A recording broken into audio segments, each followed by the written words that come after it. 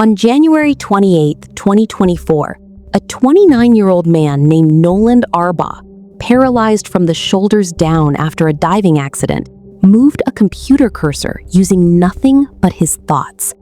No keyboard, no mouse, no voice command. Just electrical signals from his brain, read by a device the size of a coin, surgically implanted beneath his skull. The company that put it there is called Neuralink, and what it's building might be the most dangerous thing Elon Musk has ever created. Here's why. This isn't a car. It isn't a rocket. It's a device designed to sit permanently inside the human brain, reading and eventually writing neural signals. And the road to get there has been paved with far more risk than most people realize. Neuralink was founded in 2016, quietly, before going public in 2017. The goal, according to the company, was audacious from day one. Build a sewing machine-like robot that could implant thousands of ultra-thin electrode threads into brain tissue, threads thinner than a human hair, creating a direct link between biological neurons and digital code. The long-term vision Musk has described publicly is what he calls symbiosis with artificial intelligence, a way for humans to keep pace with machines that are growing more capable by the month. But before it ever touched a human skull, Neuralink tested on animals. Between 2018 and 2020, the company conducted trials on monkeys at the University of California, Davis Primate Center.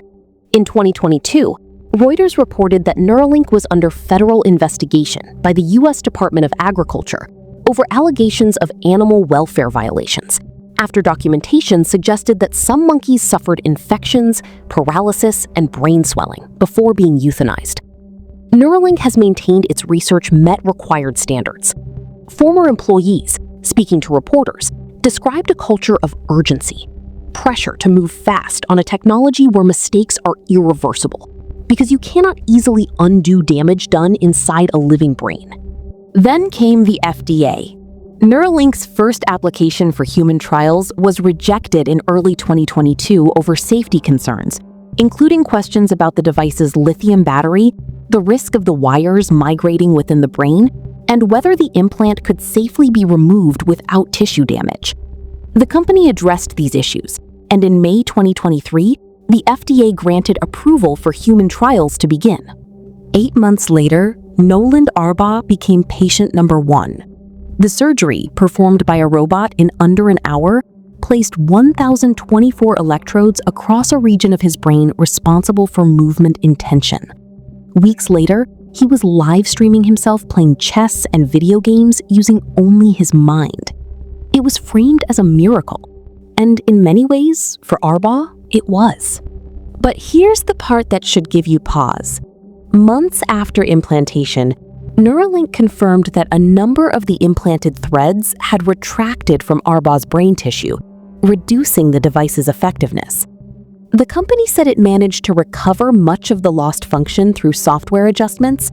Still, it revealed something critical.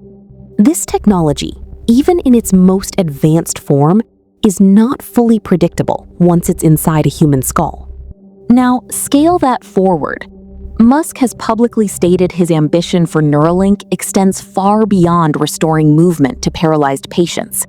He has spoken of a future where healthy people choose to implant the device voluntarily, to merge with artificial intelligence rather than be left behind by it.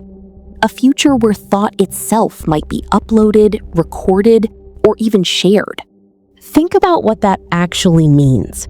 A device manufactured by a private company, wired directly into the seat of human consciousness, running on proprietary software Neuralink controls, requiring firmware updates like a smartphone.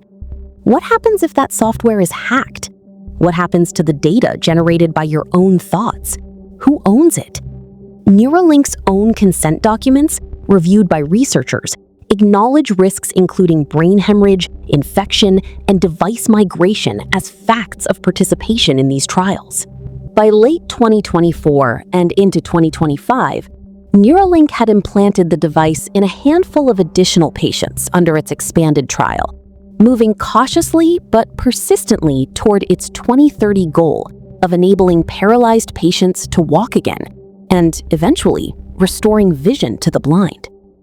Ambitious, genuinely humane in its stated purpose, and also the first real-world attempt to normalize a permanent, company-controlled interface between silicon and the human mind. That's the paradox at the center of this story. Neuralink could give paralyzed people back their independence. It already has for a handful of people like Noland Arbaugh. But the same technology, scaled up and normalized, opens a door that history has never had to reckon with before. Direct, physical access to human thought itself, built not by governments with oversight, but by a private company racing against time. Elon Musk has built rockets that leave the atmosphere and cars that drive themselves. But nothing he's created reaches further into what makes us human than a chip sitting quietly inside someone's skull, waiting for its next software update. If this kind of story fascinates you, subscribe, because next time, we're going even deeper into the technologies quietly rewriting what it means to be human.